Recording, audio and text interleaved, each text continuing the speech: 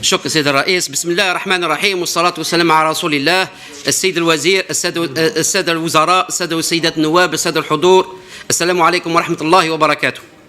إن الوضع الحالي لتصدير خارج المحروقات لا يبعد عن الارتياح، لا سيما في ظل الأوضاع الاقتصادية العالمية الجديدة التي تتطلب البحث عن موارد مالية إضافية خارج قطاع المحروقات الذي يشكل النسبة الغالبة حاليا في الصادرات الجزائرية للخارج. فالأرقام توضح أنه في سنة 2012 تم تصدير ما قيمته 2 مليار دولار، والنسبة المئوية بالنسبة لجميع الصادرات الجزائرية هي حوالي 3%، وهذه النسبة لم تتغير منذ 20 سنة.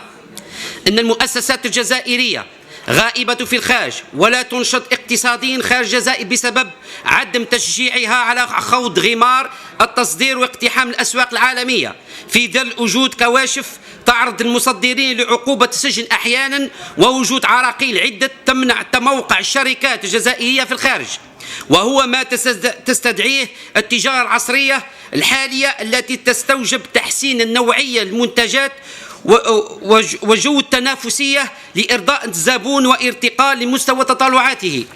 سيد الرئيس، سيد الوزير، إن المصدرين يتخبطون في جمل من مشاكل ويواجهون عراقيل بالجملة تحول دون إمكانية ترقية الصادرات خارج المحروقات، على الرغم من إرادة التي تظهرها الحكومة بهذا الخصوص، إلا أن الواقع يكشف العكس، مما عجلت بتعليق عدة من المتعاملين لنشاطهم، وآخرين اضطروا إلى تغيير نشاطهم.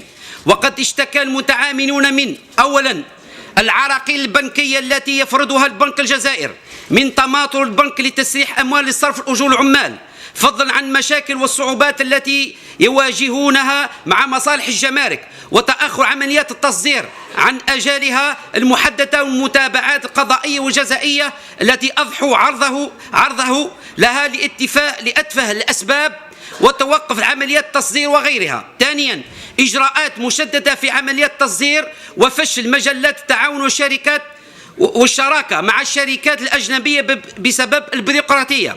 ثالثا مشكل النقل وطول مدة الانتظار شحن الحمولات في الموانئ لتوجيهها إلى الخارج، عكس الامتيازات التي يستفيد منها المستوردون، في وقت تخطط الحكومة للتقليص من فاتورة الاستيراد وترقية صادراتها.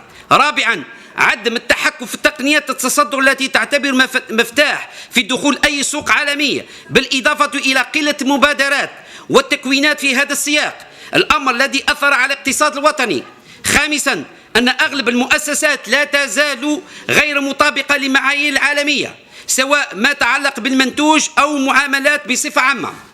سيد الوزير، سيد الرئيس، وعليه نقترح: أولا ندعو الحكومة لوضع استراتيجية واضحة للتصدير تبني على دراسة الأسواق العالمية من أجل الخروج بالاقتصاد الوطني من تبعية المحروقات، خاصة في ظل وجود شركات ومؤسسة غير مؤهلة تعاني ضعفا، سواء من حيث التنظيم المالي أو التقني، وغياب المتخصصين والخبراء في هذا المجال. ثانيا في قطاع الفلاحة، حيث يمكن تخصيص 500,000 إلى مليون هكتار للتصدير في إطار شراكة مع الأجانب، على أن تتولى الدولة الجانب اللوجستيكي والمرفق البحري لتسهيل عملية التصدير.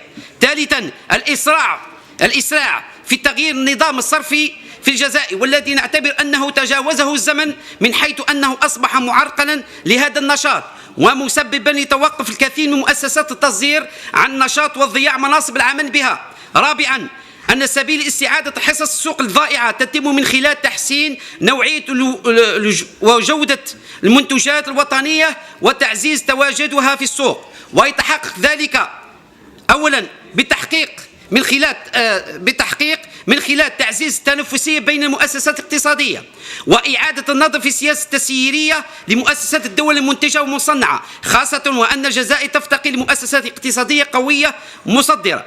تفعيل المجلس الوطني للمنافسة الذي نصب في سنة 2004.